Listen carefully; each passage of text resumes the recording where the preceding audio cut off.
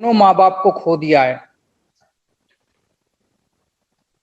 उसमें एक माँ बाप मान लीजिए पहले से नहीं थे और दूसरे कोरोना की वजह से दूसरे की डेथ हो गई, तो जरूरी नहीं है कि दोनों की कोरोना से डेथ हुई हो।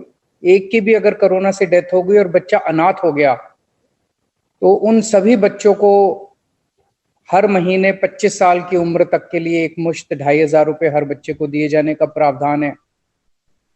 तो इस तरह से सारी परिस्थितियां जो भी है उनको कवर करने की कोशिश की गई है कि किस किस परिस्थिति में लोगों को किस किस तरह की दिक्कत आ सकती है, और उन हर परिस्थिति को इसके अंदर शामिल करने की कोशिश की गई है। सभी किस्म के लोगों को सहायता पहुंचाने की कोशिश की गई है।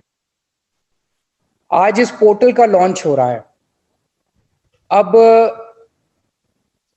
एक दो दिन के बाद से हमारे सरकार से, दिल्ली सरकार के रिप्रेजेंटेटिव्स, जिन लोगों की मौत हो गई, जिन लोगों के घर में कोरोना की वजह से डेथ हुई है, एक तो तरीका है कि वो खुद भी अप्लाई कर सकते हैं पोर्टल में, और दूसरा ये कि एक जिम्मेदार और सेंसिटिव सरकार होने के नाते हम इंतजार नहीं कर रहे कि लोग अप्लाई करेंगे। जिन जिन लोगों के घर में मौत हुई है, सबके घरों में दिल्ली सरकार का एक रिप्रेजेंटेटिव जाएगा, और वो रिप्रेजेंटेटिव जाके उन लोगों से ये फॉर्म भरवाएगा और उन लोगों से रजिस्ट्रेशन करवाएगा। आज वो सब लोग जो जाएंगे वो भी आज इस सेशन में मौजूद हैं। आज मैं उन लोगों से स्पेशली कहना चाहता हूं कि जब आप उनके घरों में जाएंगे, आपको उनकी स्क्रूटिनी नहीं करनी है। आपको ये नहीं दे, उनके कागजों में नुक्स नहीं निकालना है। आप उनके कमियां निकालने के लिए नहीं जा रहे, ये कागज नहीं है जी आपके पास तो ये कागज नहीं है, आपके पास तो ये कागज नहीं है, इसीलिए आपका केस तो हो नहीं सकता, आपका केस तो रिजेक्ट किया जाता है। ये नहीं करना बिल्कुल।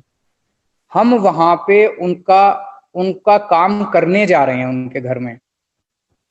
तो कुछ भी करके आपको ये करना है। जैसे मैंने बताया भी, कोरोना से अगर मौत हो गई, अब अगर कोरोना की वजह से डेथ हो गई तो उनको ये मुआवजा मिलना चाहिए।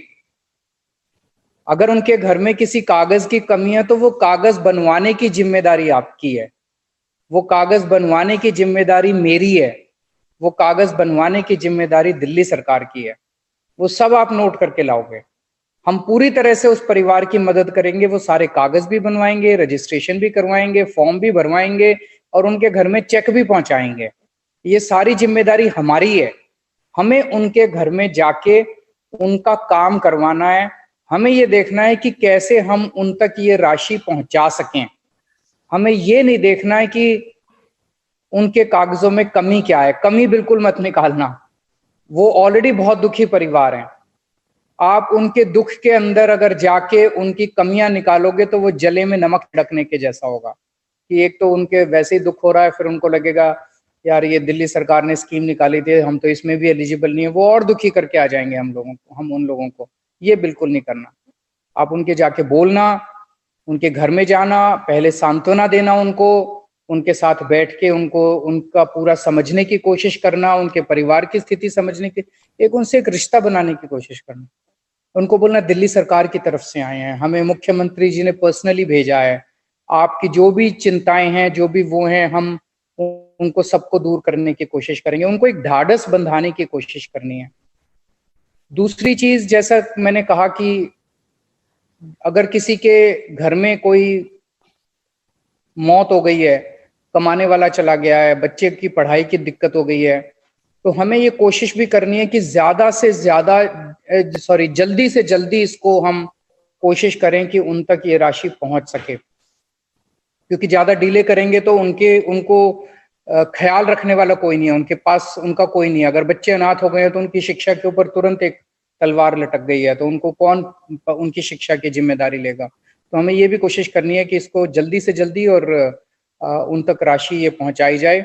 मुझे बेहद खुशी है कि हम लोगों ने इतने कम समय के अंदर ये आज स्कीम लॉन्च कर दी है, और अब कोशिश हम सब मिलके करेंगे कि उन सब परिवारों को मैं हमेशा कहता हूं कि दिल्ली के 2 करोड़ लोग हमारे एक परिवार की तरह हैं, और परिवार के लोगों को जिसको भी ये दिक्कत हुई है उन सब लोगों को हम मदद करने की कोशिश करें।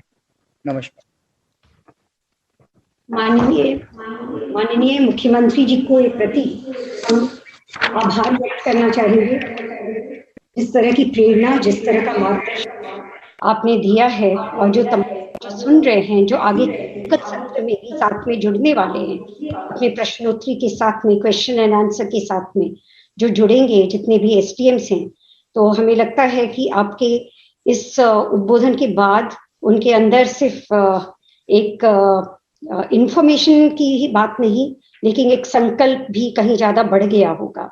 और इसी के साथ धन्यवाद हम देना चाहेंगे समाज कल्याण मंत्री जी को, और साथ ही जितने डिपार्टमेंट्स इन्वॉल्व रहे हैं, revenue department, IT department, NIC, health department, education, DIP, इस पूरे इस कार्यक्रम को और योजना को जो एक अमली जामा पहनाने के लिए और आगे जो प्रतिबद्धता है उनकी सबों की, कि आपके मार्गदर्शन में, मुख्यमंत्री जी के मार्गदर्शन में सब लोग एक इंटरसेक्टोरल कन्वर्जेंस के रूप में जो इसमें अपनी भूमिका निभाने वाले हैं, ताकि कोई छूटे नहीं, and reaching the last mile. तो बहुत बहुत हम आभार प्रकट करना चाहेंगे आपके लिए, आदरणीय मुख्यमंत्री जी। नमस्कार।